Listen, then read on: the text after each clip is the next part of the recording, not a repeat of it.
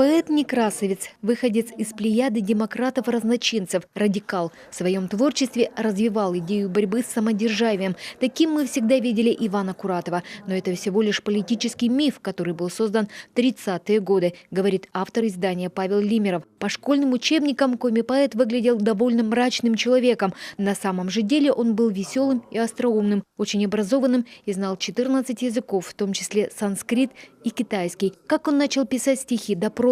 В Вологодской семинарии было такое упражнение. Там всех учили стихоплетству, даже на латыни.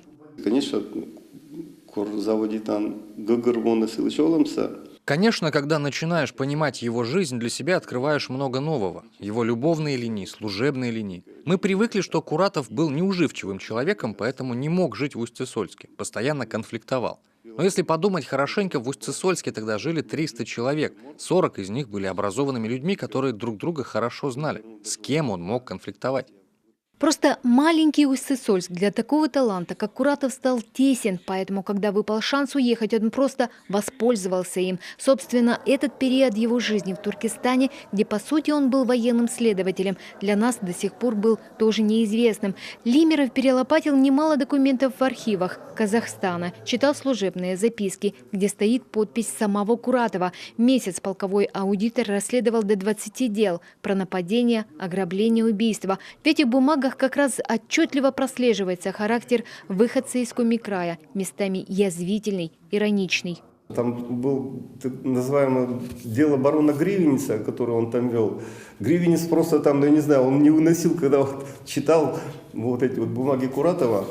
Ну, не знаю, он там в докладной писал, там, что уберите от меня Куратова, я больше не могу. Он там вставляет через каждое слово там какие-то иностранные слова, которые я не понимаю.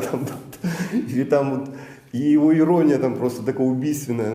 Должно было пройти более 100 лет, чтобы наконец мы поняли настоящего Куратова, подчеркивает издатель, он же редактор Игорь Иванов, который до этого выпустил немало книг, посвященные первому коми-поэту. Мы с Павлом Федоровичем очень тесно работали, вот сидели на кухне, так сказать, разбирали там по кусочкам текста, так сказать, и очень плотно работали. Естественно, я вжился в это дело, и, конечно, вот именно, наверное, поэтому для меня это так дорого и важно. Тем более, что на самом деле, ведь какой-то мой багаж знаний о Куратове, он тоже был связан с теми шаблонами, которые давались, скажем, в прошлом веке. И когда вот сейчас, благодаря Павлу, освобождаешься от этих вот вещей, это какой-то, знаете, катарсис настоящий.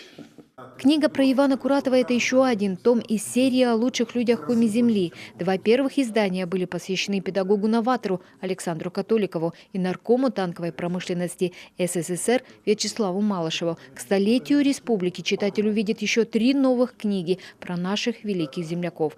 Елена Кононова, Иван Богомолов, телеканал Юрган.